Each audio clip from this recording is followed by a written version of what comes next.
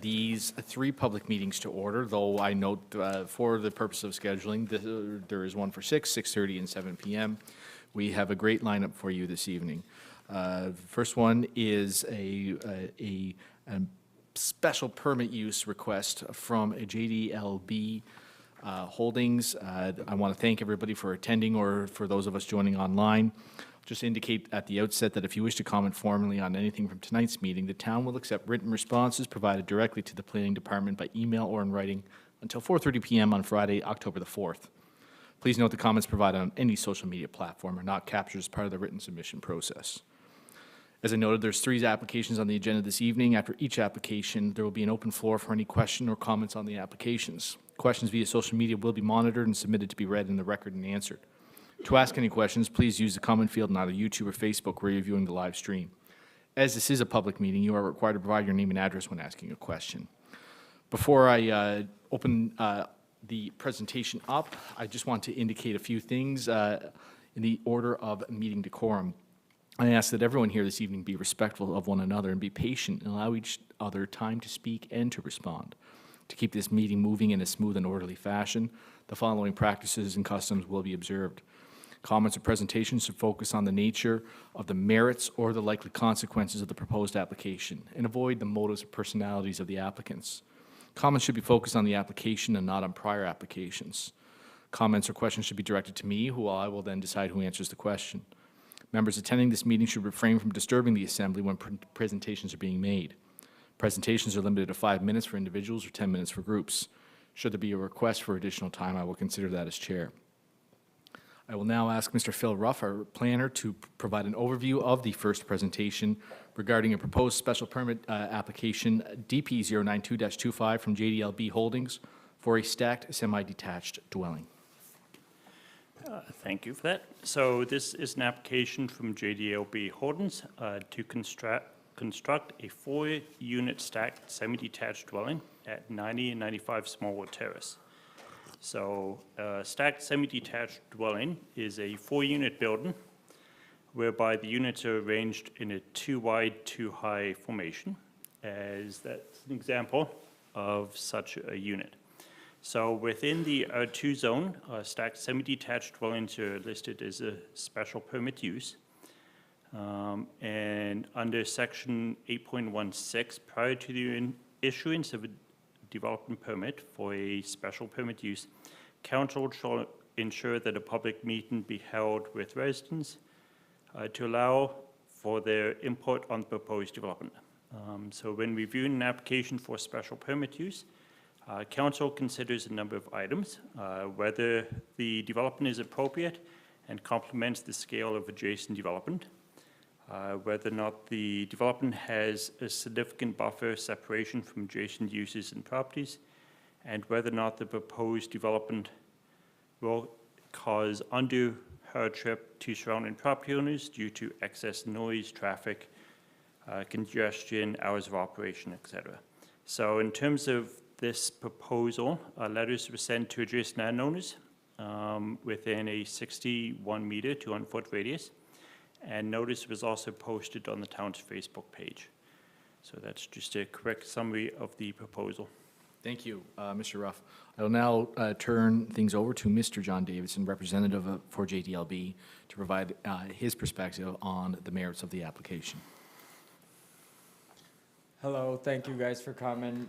Thanks to the planning board for getting to this point and the council members. What we're here for today is a special permit application for lot 2270 on Smallwood Terrace. It's currently zoned R2. Sorry, I'm coming. Yeah, it's all good. Resume. There you go. So it's currently zoned R2, and we're applying for the special permit use. Public meetings necessary in order to get this usage. So here's a picture of the building that we're proposing to build there. It is, as Phil said in the lead up, there's 2 units up top and 2 units down below. Right here is a picture of the street where this is the lot over on this side here that we're speaking about today. And talking with the planning board, there's a 4-unit across the street, 2 4-units across the street. There's numerous multi-unit dwellings. There's also another one of these buildings on the corner down here. So it seems to be a good fit for this area. This is a picture of the site plan for the building that's being proposed. You can see there's ample parking for 4 units. We have 4 parking spots. This would be for the top and bottom of this side, and then another 4 parking lots for the top and bottom of this side, and there's still some extra there. So the parking shouldn't be an issue. This is just the survey plan showing that it fits and it'll meet all the drainage requirements, etc. So the key takeaways for this is, for an R2 lot, this maintains the same footprint as a normal duplex. It's just gonna build up. It does fit all in the proposed plan. There's 2 parking places per unit. In the past, these units usually can have lower rents than just a duplex, which I think is a positive, because allowing these then creates a missing middle, if you will, for people in the community. And the criteria for doing this for the lot size is 250 meters squared per unit, and this exceeds that by quite a bit. At another 350 meters squared, it exceeds it by. And of course, the building plan meets all the criteria necessary for the Canadian Building Code and for the town of Stratford. So with that, that's the end of the presentation. I'm happy to answer any questions or concerns that people have. Sir, thank you very much for your very capable presentation here this evening. I will now offer the floor up for those who may have comments or questions on the merits of this proposed application, or lack thereof, as the case may be. Okay, seeing nobody approaching the microphone here in person, I'll just confirm with our staff to see whether or not that there are any interested persons who wish to provide commentary online. No, thank you. Okay, well, thank you, folks. I'll just indicate as well that there has been no correspondence received from the public on this matter. I did note as well from Mr. Ruff that notices were sent out and posted on our Facebook web and our town websites. So I'll indicate the next steps for this process. Written comments will be received until 4:30 p.m. on Friday, October the 4th, by email to prough@townofstratford.ca or hand-delivered to the Town Center Planning Department. Planning Board will meet for a discussion and make a recommendation to Council on November the 3rd, 2025, and Council shall meet on November the 12th for a decision. Sir, thank you again. That concludes this public meeting. Our next public meeting is scheduled for 6:30 p.m. Okay. Thank you. Thank you, sir.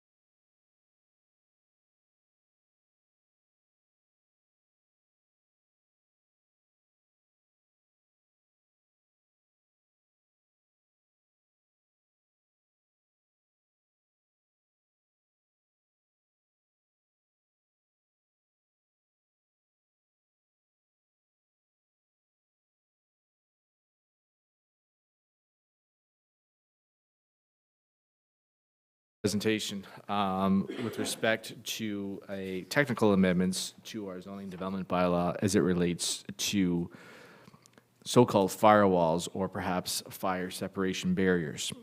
The proposed text amendment is a housekeeping amendment to section 8.26.2 sub B of the development bylaw. I will turn the matter over to Mr. Ruff, our town planner, to provide an overview of why exactly we are here and where exactly we are going. Let's get through this together. Okay, so thank you for that. So this is a text amendment. Essentially, it's a housekeeping amendment, section 8.26.2 subsection B of the development bylaw. With regards to the wall required between semi-detached dwellings when they're intended for subdivision. So council's intention with the provision with regards to firewalls was to provide some level of fire protection that is above and beyond the minimum required under the National Building Code. It was brought to the town's attention that the current text of the bylaw called for a firewall to be meeting the requirements of the National Building Code of Canada, which was actually never been the intention of council, as the cost of such a wall increases the cost of the building and also changes the look of the building. So instead, for at least the past 10 plus years or so, we've been directing developers to build a fire separation constructed of a non-combustible block, concrete, or an ICF. So the proposed text amendment before us is actually intended to change the description of this wall between the units to reflect this fire separation rather than a firewall. So the exact proposed amendment is as follows. So we're deleting the following section. The dwelling units are separated from the basement floor to the apex of the roof by a vertical firewall to meet the requirements of the National Building Code of Canada. And we're going to replace it with the following. So the dwelling units are separated from the basement floor to the underside of the roof sheathing by vertical fire separation that is designed by a professional engineer or architect who is licensed to practice in the province of Prince Edward Island with a minimum 1 hour fire resistant rating and constructed from a minimum of 140 millimeter mason block wall, 150 millimeter core insulated foam wall, or a 150 millimeter cast in place concrete wall, all reinforced to code and strength requirements and designed in such a way that the structural collapse of an adjacent unit will not contribute to the failure of the fire separation. So that's just a summary of the housekeeping amendment. Well, I would just indicate that for far too long, our zoning and development bylaw was prejudiced against non-wall-based separations, and I'm just glad to see that we are moving forward to a more inclusive future in this town where non-wall separations will finally get the equity and the equality that they deserve under our zoning and development bylaw. With that in mind, I would open the floor for questions.